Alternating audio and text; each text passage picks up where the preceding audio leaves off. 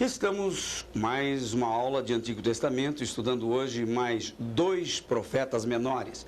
Na primeira parte da aula estaremos falando sobre Joel e na segunda parte sobre Amós.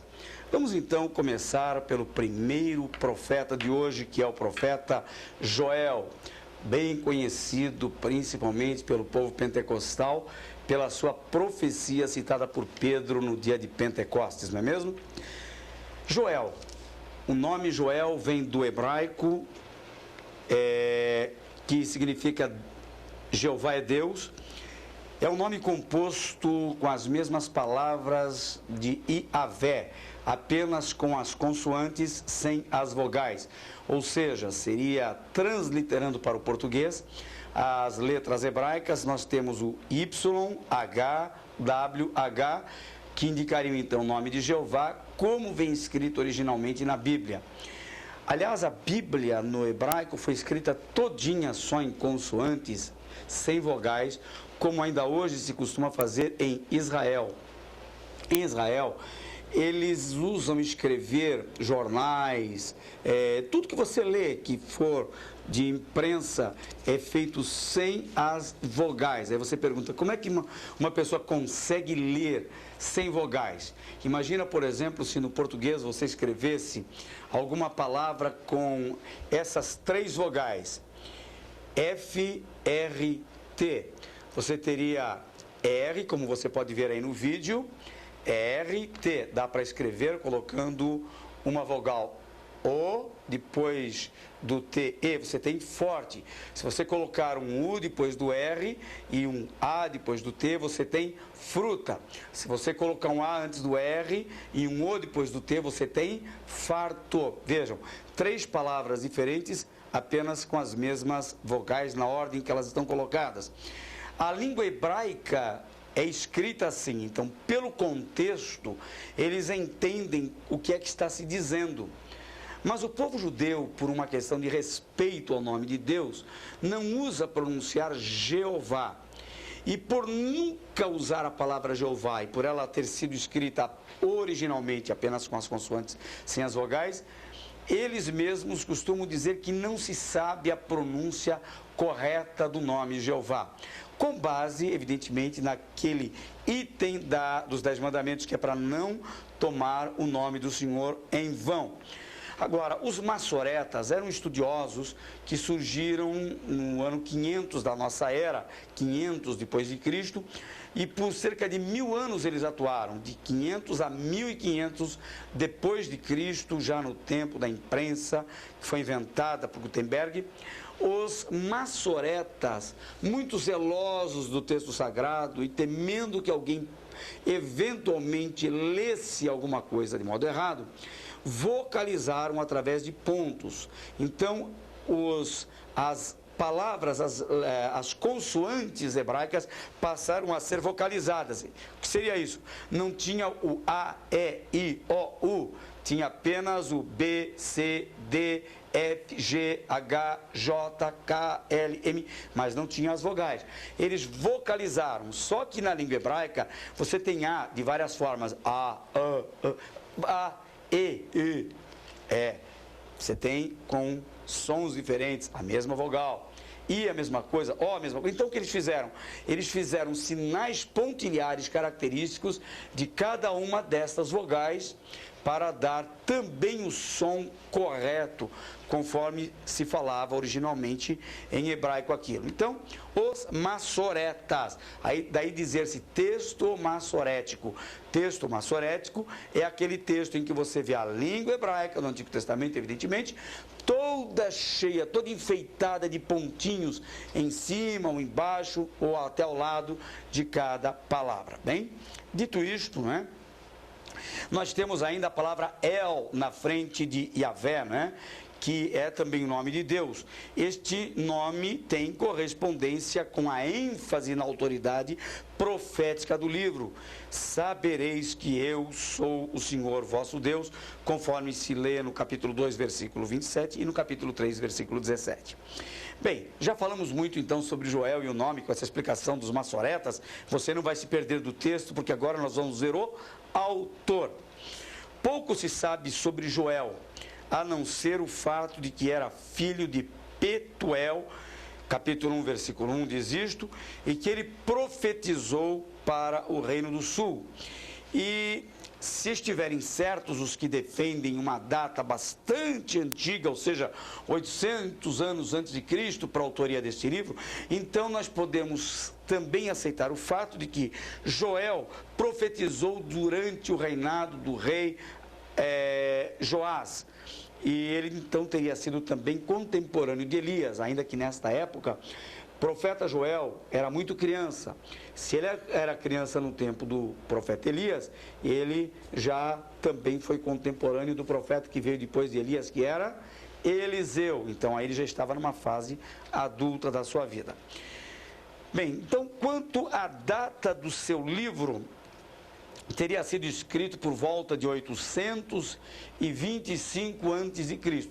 Essa data não é exata, é uma estimativa, da mesma maneira que acontece com Obadias, que acontece com Jonas, que acontece com Naum, Abacuque e Malaquias. Esses livros que eu citei, Obadias, Jonas, Naum, Abacuque e Malaquias, são livros de datas estimadas, porque não existe um referencial histórico absoluto que nos ajude a datar com precisão esses livros. Mas, com base em dados históricos, nós podemos situar por volta de a data, então, de cada um desses livros. E assim, então, o livro de Joel estaria situado por volta de 825 antes de Cristo. Bem, nós temos aí sempre que enfrentar a luta da alta crítica teológica.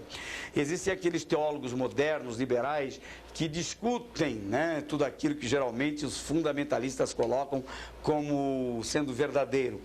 Segundo eles, o livro é bem mais recente. De acordo com os críticos modernos, o livro é recente. Ele é de cerca de 350 a.C., quer dizer, quase 500 anos à frente do que realmente se estima para a data real, que seria lá para 825 a.C.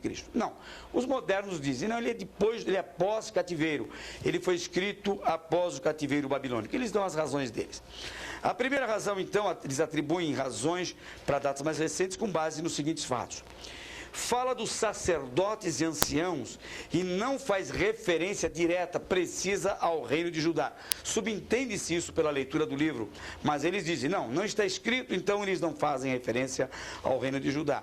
O que significa, então, que o livro foi escrito depois do período do cativeiro babilônico. Por quê? Nesse tempo, no cativeiro babilônico, ninguém mais falava em reino do norte, reino do sul. Tudo já estava confuso ainda, que a invasão babilônica foi especificamente para o Reino do Sul. Mas como o país ficou todo quebrado, mutilado, então agora ninguém mais fazia menção, não havia mais distinção de Reino do Norte e Reino do Sul. O país, como um todo, os dois reinos, estava fragmentado. A segunda razão dada pelos teólogos liberais, modernistas, é que não faz menção à idolatria, problema que não existia depois do cativeiro babilônico. Então, nesse tempo, o país estava unido e a idolatria que era acentuada antes do cativeiro, agora já não é enfatizada no período do Império Babilônico, porque Joel não cita diretamente a palavra idolatria, ele não faz um ataque veemente direto à idolatria. Então, por essa razão, ele foi escrito depois do cativeiro babilônico, segundo os modernistas, Cita uma expressão típica dos tempos pós-exílicos, que está no capítulo 2, versículos 17 e 19. Qual seria a expressão? Opróbrio para que as nações façam escárnio dele. Esta é uma expressão usada realmente depois do cativeiro, mas por que não poderia ter sido usada antes? Mas eles dizem não, essa expressão é típica do pós-cativeiro, esse livro é recente. No capítulo 2, versículo 9, fala de muros. Qual a ideia que tiveram os modernistas? Está fazendo menção aos muros de Jerusalém, que foram reedificados por Neemias em 444 a.C. Então, é depois desse período, mais uma insistência dos modernos. Agora, uma coisa é certa. Quando nós pensamos nos críticos modernos, nós temos que levar em consideração o fato de que eles não creem em profecias. Por exemplo, se uma pessoa vive hoje e ela faz uma profecia traz uma profecia para daqui a 500 anos, e o profeta traz com uma descrição precisa o que aconteceu, como se já tivesse acontecido, eles dizem, não, este profeta não viveu 500 anos antes do acontecimento, ele viveu depois do acontecimento. Como é que ele pode descrever esse acontecimento? Ora, ele descreveu profeticamente, Deus mostrou para ele antecipadamente. Eles dizem, não, Deus não faz isso. Eles não são capazes de crer numa visão antecipada de um fato. Então, é uma característica bem deles, eles são frios, eles vão pela letra, né? É aí que a teologia é perigosa. Muita gente fala mal da teologia porque não sabe realmente quando a teologia é perigosa. Ela é perigosa quando cai e descama para esse lado da alta crítica. E nós então estamos fazendo, laborando, trabalhando em cima de uma teologia que seja bíblica, ortodoxa e que não exclua jamais o fator espiritual da profecia.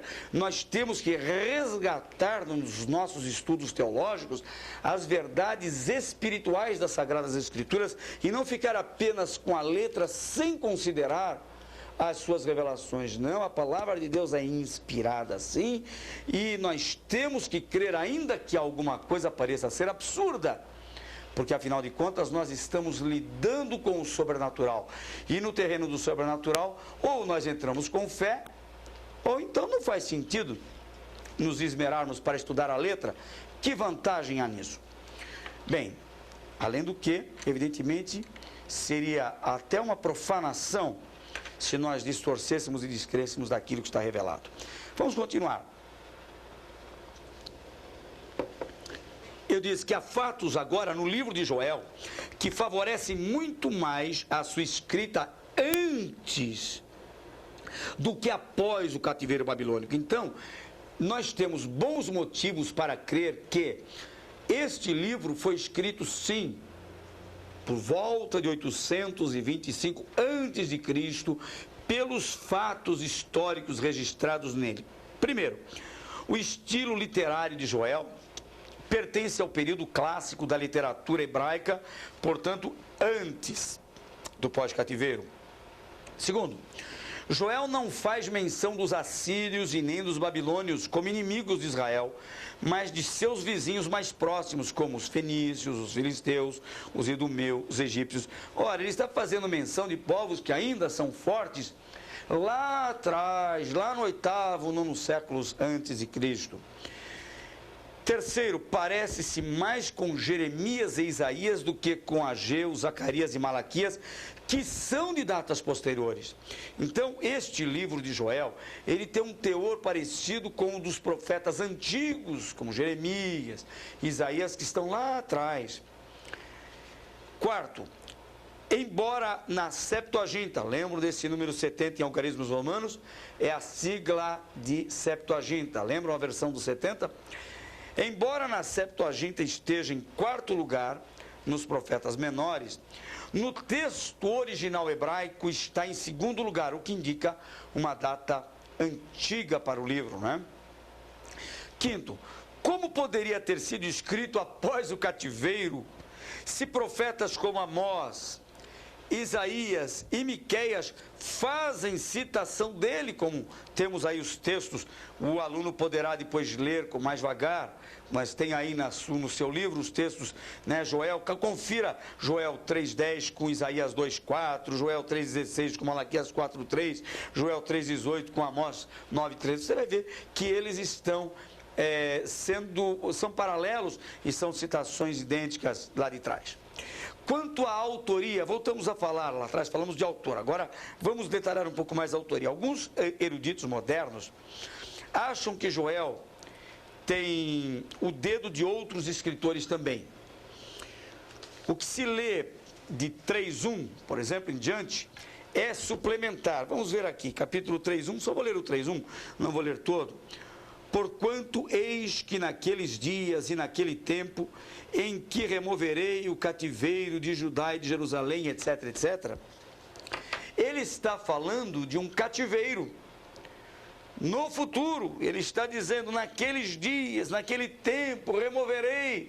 Ele está falando de um futuro distante, mas está falando profeticamente.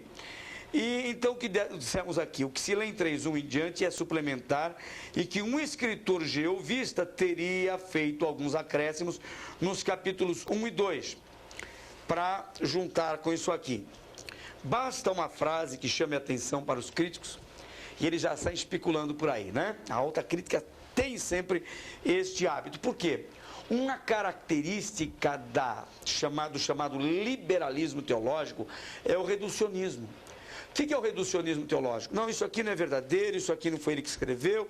Olha, sobra às vezes um textozinho de um livro inteiro, sobra um textozinho pequeno e eles dizem, isso aqui é realmente do autor, ou isso aqui é verdadeiro. Eles eliminam, isso aqui é mito, isso aqui não é, isso aqui é história, é fantasia, isso aqui é cópia de pagãos, eles que incluíram.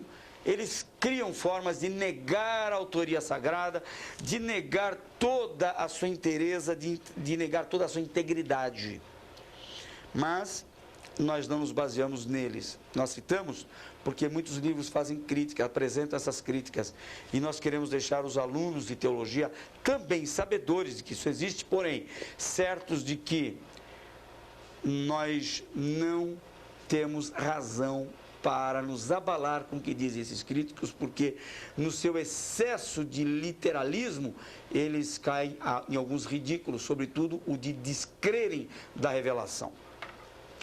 Quanto ao ambiente político, como é que estava o ambiente político, o cenário político nos dias do profeta Joel? Nós temos um pano de fundo histórico lá em 2 Reis, capítulo 11, versículos 17 a 21. Eu acho que valeria até a pena nós lermos, segundo livro dos Reis, capítulo 11, versículos 17 a 21. Assim diz o texto. E Jeoiada fez um concerto entre o Senhor e o rei e o povo, que seria o povo do Senhor, como também entre o rei e o povo. Então, todo o povo da terra entrou na casa de Baal e a derribaram, como também os seus altares e as suas imagens totalmente quebraram. E a Matã, sacerdote de Baal, mataram perante os altares. Então o sacerdote pôs oficiais sobre a casa do Senhor e tomou os centuriões e os capitães e os da guarda e todo o povo da terra e conduziram da casa do Senhor o rei e vieram pelo caminho da porta dos da guarda à casa do rei e ele se assentou no trono dos reis. E todo o povo da terra se alegrou e a cidade repousou depois que mataram a Atalia à espada junto à casa do rei. Era Joás da idade de 7 anos quando o fizeram rei. Bem, Atalia era uma rainha terrível, mas no texto que nós lemos, aqui no tempo de Jeoiada, há um concerto, então o povo se junta e destrói o templo e o altar erigido a Baal, porque isto infernizava a nação. Toda vez que um rei se desviava, era impressionante, ele se voltava para a idolatria e o forte era sempre Baal, Baal, Baal, Baal, Baal. Você vai ver isso em todo o Antigo Testamento. Que tendência tinha esse povo para cultuar a Baal, que era, afinal de contas, o Deus dos cananeus, já muito antes de Israel adentrar a terra, desde que veio do Egito e lá do Êxodo, atravessando, né, o deserto por 40 anos. Muito bem, então nós vemos aqui o pano de fundo histórico e cultural da nação, registrado em 2 Reis, como lemos, descreve um período de reconstrução promovido pelo sumo sacerdote Joiada. Esse sumo sacerdote era um homem de garra, né? Decidido, que culminou na morte da rainha Atalia. Ela reinou entre 841 a 835 a.C. E em seu lugar reinou Joás, o seu neto, que ainda era uma criança de apenas 7 anos de idade. Quanto ao ambiente religioso, o povo tinha saído do período da idolatria de Baal, desde uma campanha movida por Jeú, em 841 a.C., e outra por Joiada, como acabamos de ver, mas mesmo assim o povo não havia se aproximado de Deus. Ora, não basta deixar de fazer o que é errado, tem que fazer o que é certo. Não basta renunciar à idolatria, tem que renunciar à idolatria, mas tem que se voltar para Deus. Então houve na parte do povo um espírito de acomodação, de indiferença espiritual, e isso estava caracterizando os habitantes de Judá. Havia então um clima de indiferentismo religioso, né? E esse indiferentismo é que teria motivado o profeta Joel a se insurgir contra Judá com promessas de um julgamento, cujos efeitos eram representados pela devastação da praga dos gafanhotos sobre a terra. Então, ele usa aquela parábola de uma praga de gafanhotos, como você pode ver aqui na sequência do seu livro. Ele começa a falar, ele está sempre chamando o povo para tocar a buzina em Sião, mas ele começa a levantar em estilo poético a sua mensagem profética. E no capítulo 2, versículo 1 em diante, ele começa dizendo: tocai a buzina em Sião e clamai em alta voz. Ele está chamando o povo para o arrependimento. Não é repetitivo isso? Você vai dizer: pastor Walter, parece que se a gente estudar um livro do Antigo Testamento, um profético, e estudar o outro é a mesma coisa. É quase a mesma coisa, porque eles estão enfatizando sempre o mesmo princípio de chamada do povo ao arrependimento, para voltar-se para Deus. Isso é característico dos profetas, mas nós temos que estudar todos eles, evidentemente, né? Quanto à característica literária, ele é tanto poético quanto dramático, né? E para ilustrar então o juízo divino, apresenta a parábola da devastação dos insetos, pronunciando provavelmente as invasões da Assíria e da Babilônia. Então, como nós sabemos dos fatos históricos que sucedem ao tempo do profeta, não fica difícil entender. O que será que ele quis dizer com aquele bicho comendo outro bicho? Um inseto comendo outro inseto? É um reino engolindo outro reino. Não fica difícil chegar a essa conclusão pelos fatos históricos que se sucedem, tá bem? Quanto ao derramamento do Espírito Santo, ele tem aqui uma profecia que vai lá para o futuro. Essa promessa do derramamento do Espírito Santo é universal, conforme se lê no capítulo 2, versículos 28 a 32. Ele fala de um derramamento do Espírito que é repetido por Pedro no dia de Pentecostes. Você lê isso em Atos, capítulo 2, versículos 16 a 21. Pedro, no dia de Pentecostes, se levanta para dar uma explicação do que está acontecendo ali. Ele diz: isso aqui é o cumprimento da profecia de Joel. O Senhor dizia que nos últimos dias derramaria do seu Espírito, né? E uma parte desse texto é citada por Pedro, aliás, por Paulo, capítulo 2, versículo 32 de Joel, é citada por Paulo em Romanos, capítulo 10, Romanos 10, versículo 13.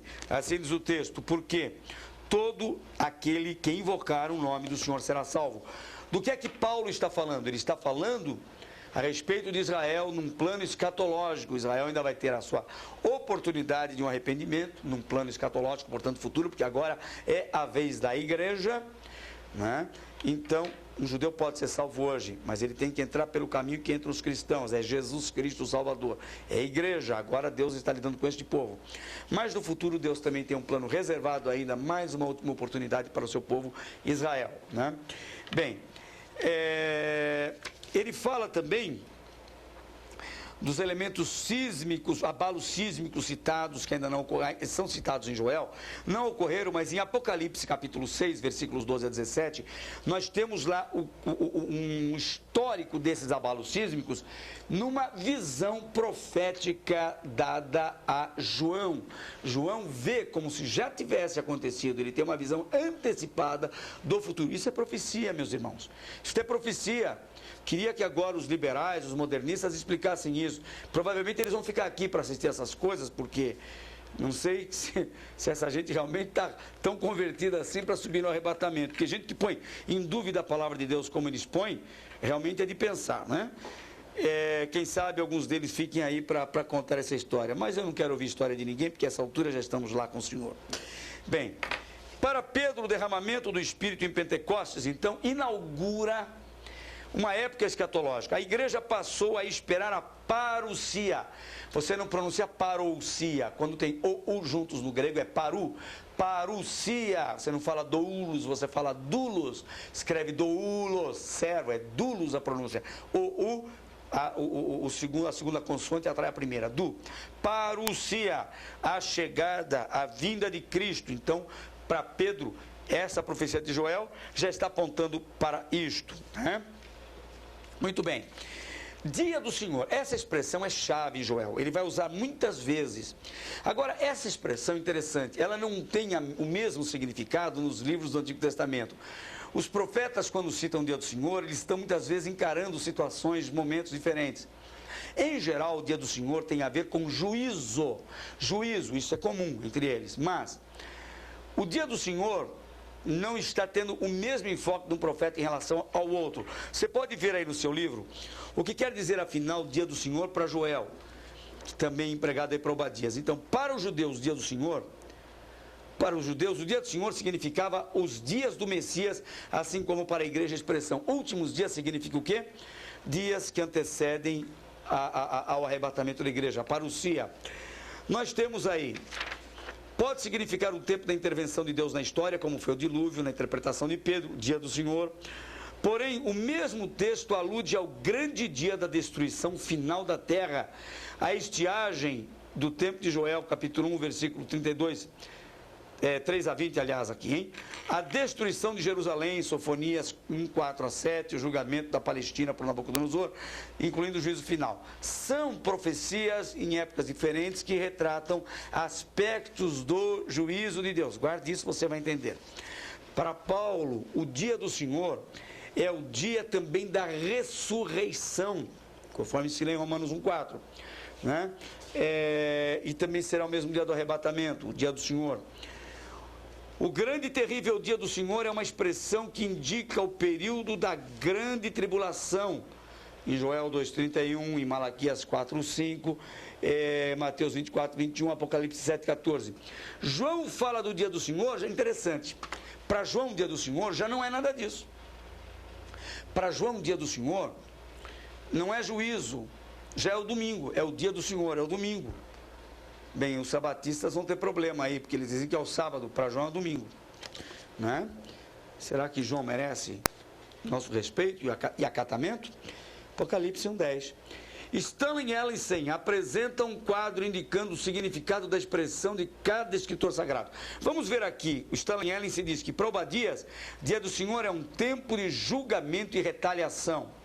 Joel, aqui, 1:15, 2:1, 11, 31, 3:14, dia de destruição, vinda do Senhor. Amós 5, 18 e 20, dia de grande escuridão para o mundo, mas também para Israel. Isaías 2:12, 13, 6 e 9, para ele o que é dia do Senhor? É dia de ajuste de contas para os soberbos e um dia de destruição cruel, vinda do Altíssimo. Sofonias 1, 7 e 14 já apresenta o dia do Senhor como dia de grande ira da parte do Senhor, o qual se aproxima muito rapidamente.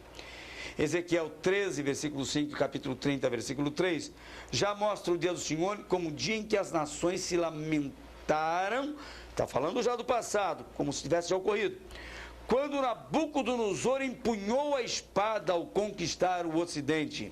Fato ocorrido, realizado. Zacarias 14:1, dia de ardente defesa de Jerusalém pelo Senhor, quando todas as nações estarão reunidas contra ela. Para Malaquias, o dia do Senhor é o dia em que o Senhor esmagará os perversos e os destruirá como refúgio, precedido pelo ministério de restauração de Elias. Para a igreja, o dia do Senhor tem dois sentidos. Nós falamos de dia do Senhor como o dia do arrebatamento, aliás, 3, dia do Senhor como domingo também, à luz de João, e dia do Senhor como dia do juízo final. São ideias diferentes, com base na mesma expressão. Bem, o que fica marcado para nós aqui de Joel, Joel é um livro interessante, pela sua parábola, ele não é específico, não é claro, ele apenas está se queixando de alguma coisa com o povo, mas não diz exatamente a palavra idolatria, mas subentende-se que seja isso. Há aqui 3 convites, 3 apelos, concluído com uma oração no capítulo 2. No versículo 13 ele diz: rasgai o vosso coração e não os vossos vestidos, e convertei-vos ao Senhor vosso Deus, porque Ele é misericordioso e compassivo, e tardio em irar-se, e grande em beneficência, e se arrepende do mal. Aqui o convite é para rasgar o coração. Segundo convite, converter-se ao Senhor. No versículo 14, ele vai fazer mais um interlúdio e depois vem um outro convite no versículo 15. Quem sabe se voltará e se arrependerá e se deixará após si uma bênção em oferta de manjar e libação para o Senhor vosso Deus? Ele está esperando que o povo dê alguma coisa a Deus. No versículo 15, agora, veja outro apelo. Tocai a buzina em Sião, santificai o jejum, conclamai um dia de proibição. Segundo apelo, segundo verbo, tocar. Em outras palavras, façam barulho, marquem presença, chamem a atenção do povo. Terceiro apelo, congregai o povo. Esse é um apelo. Depois, outro apelo, santificai a congregação. Outro verbo, outro apelo. Ajuntai os anciãos, congregai, já tinha falado de congregar, os filhinhos e os que mamam. Saia o noivo da sua recâmara e a noiva do seu tálamo. Aqui ele parece um pouquinho com Salomão quando escreve Cantares. Mais um versículo, 17 do capítulo 2. Chorem os sacerdotes, ministros do Senhor, dentre o alpendre e o altar, e digam: poupa o teu povo, ó Senhor, e não entregues a tua herança ao opróbrio, para que as nações façam escárnio dele, porque diriam entre os povos: onde está o teu Deus? Aqui ele ensina o povo a chorar e a clamar.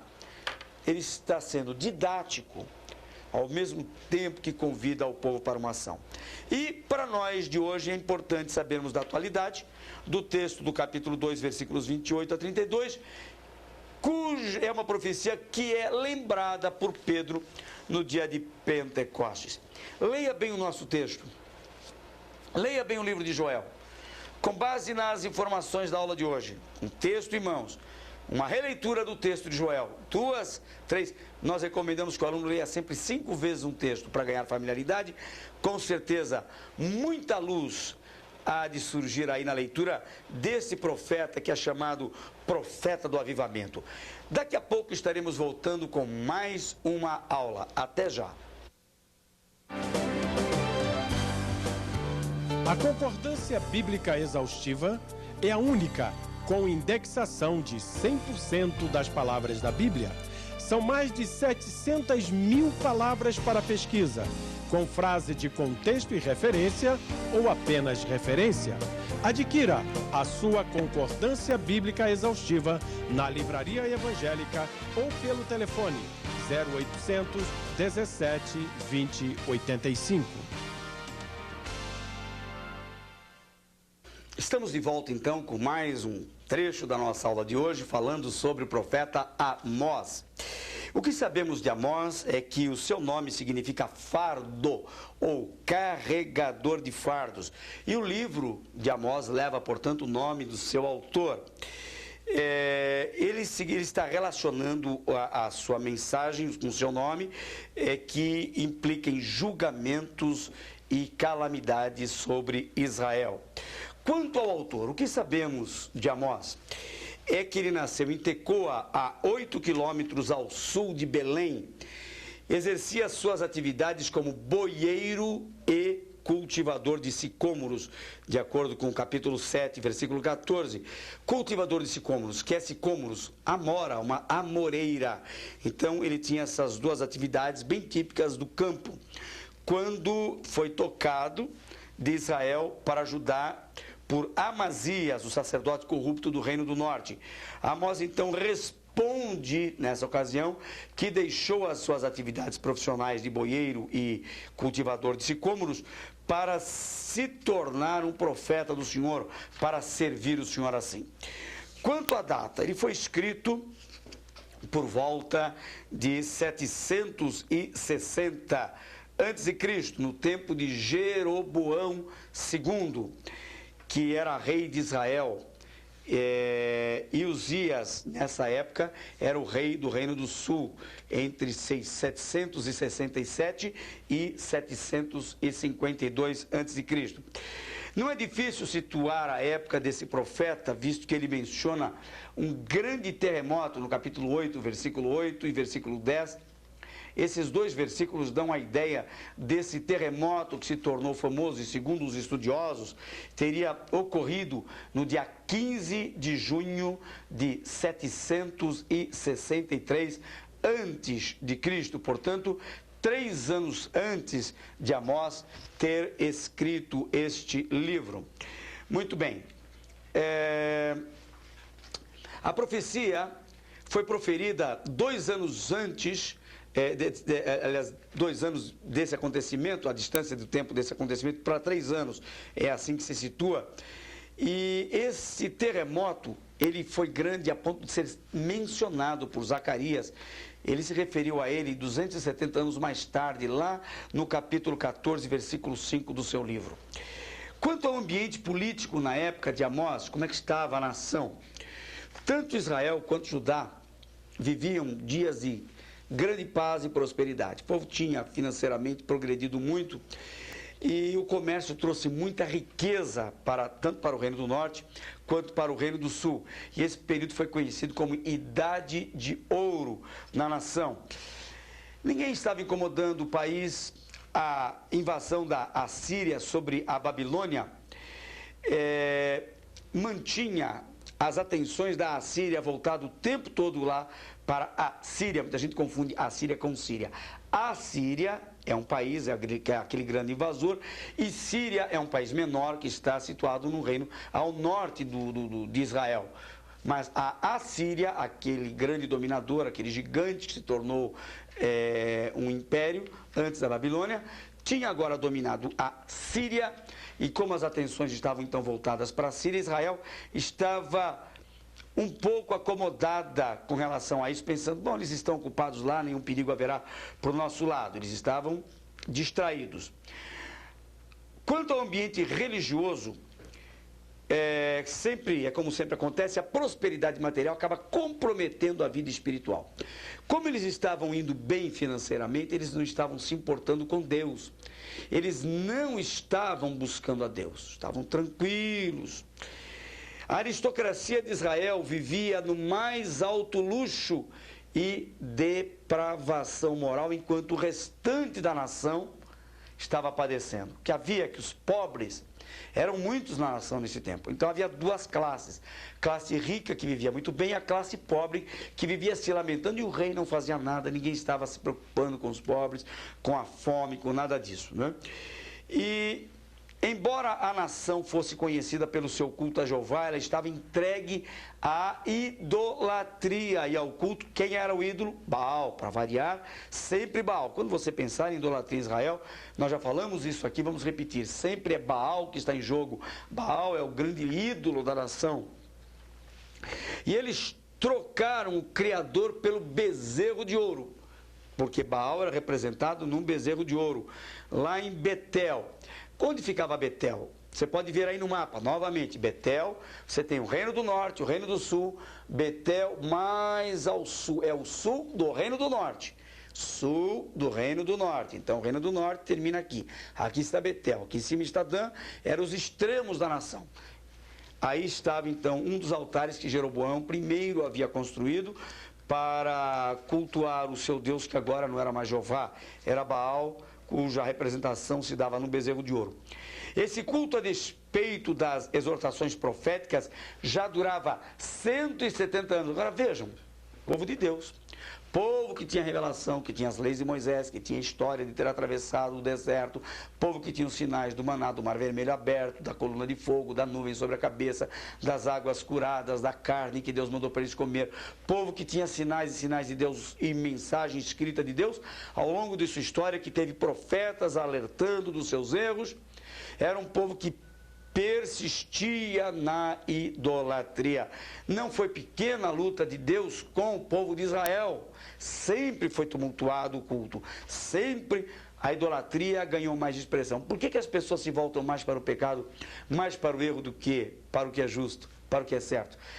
Sempre foi assim, né? A maioria erra, a minoria acerta. Em termos espirituais, esta é a grande verdade.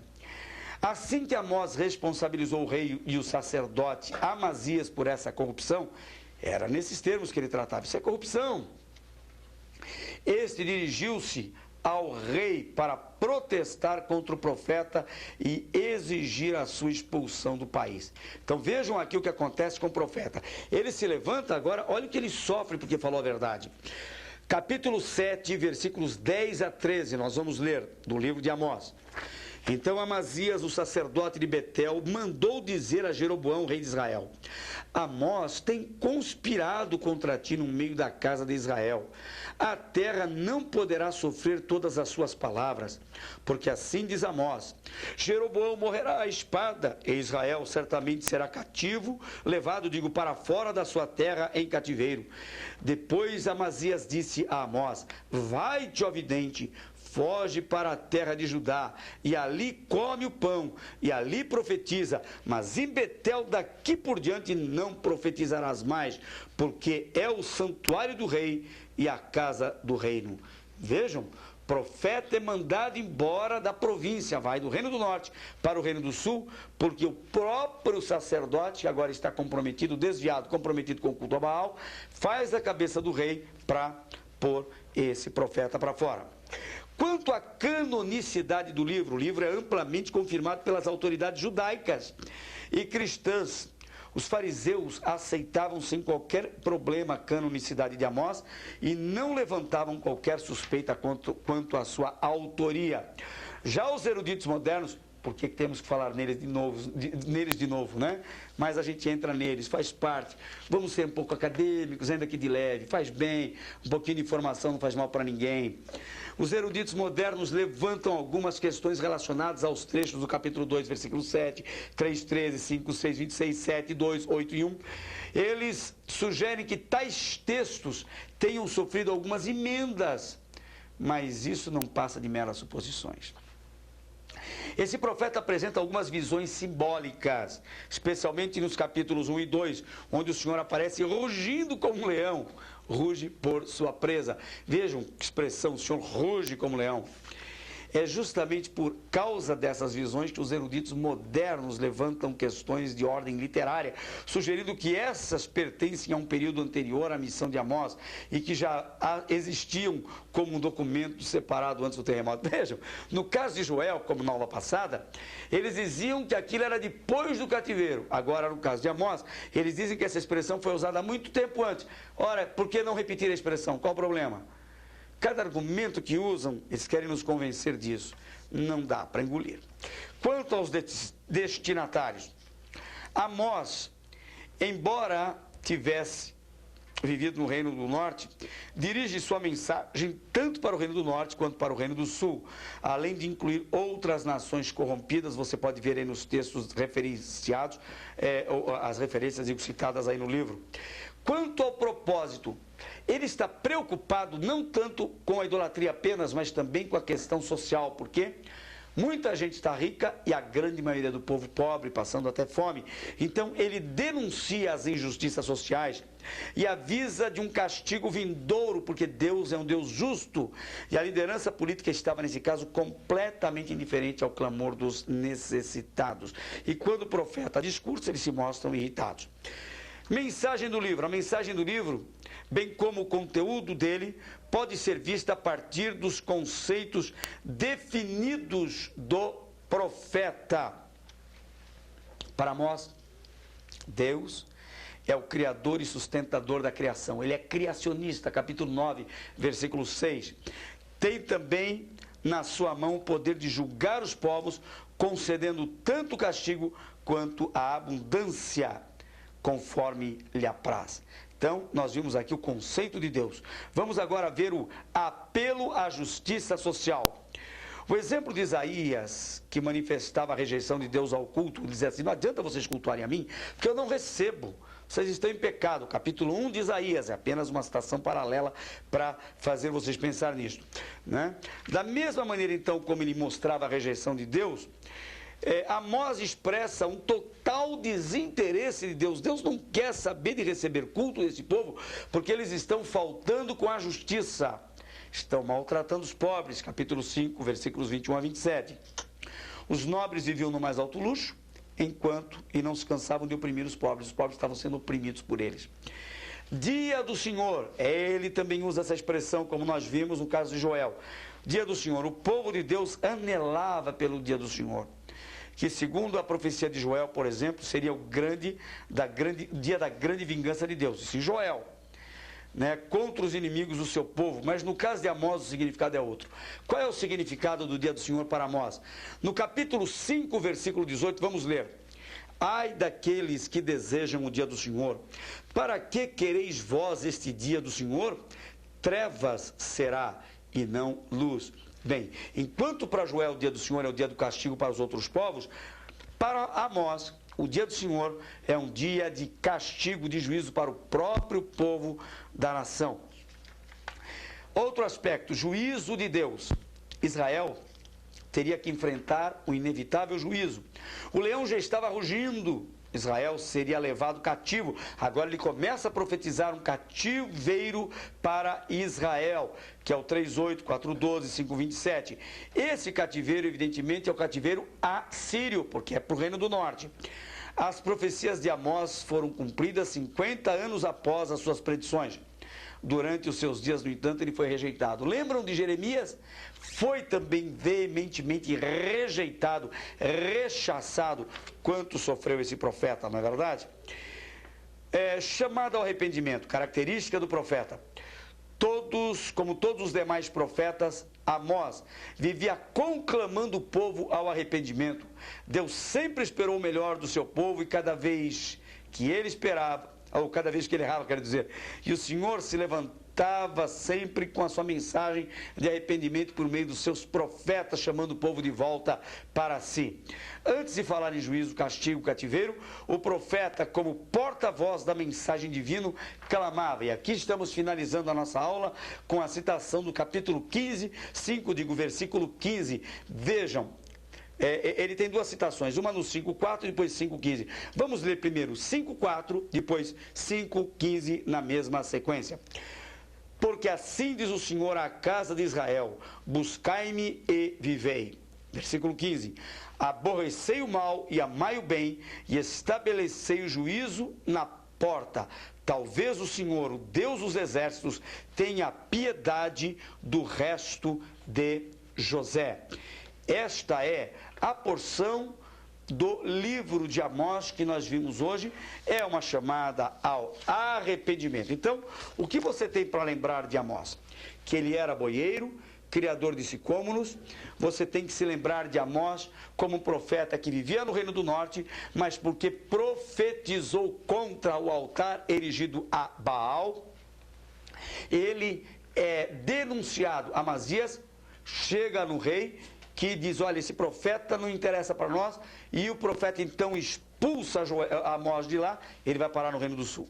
O que mais você pode se lembrar de Amós? Amós profetizava tanto para o Reino do Norte, quanto para o Reino do Sul, que era Judá. O que mais podemos nos lembrar de Amós?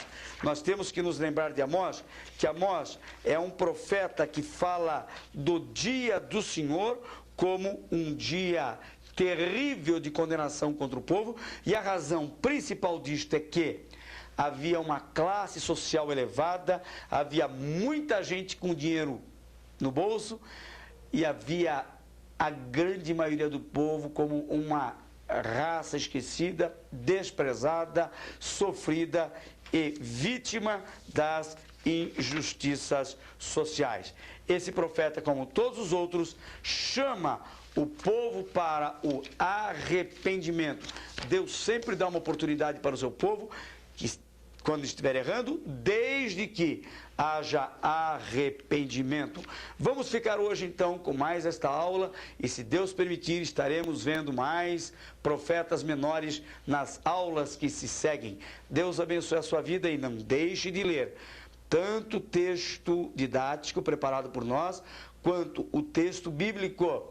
Nós vamos ver na próxima aula o profeta Obadias. Por que não ler Obadias? E Jonas também. Leia Obadias, leia Jonas, leia 1, 2, 3, quanto nós recomendamos? 5 vezes, para que você ganhe familiaridade com o texto. Até a próxima aula.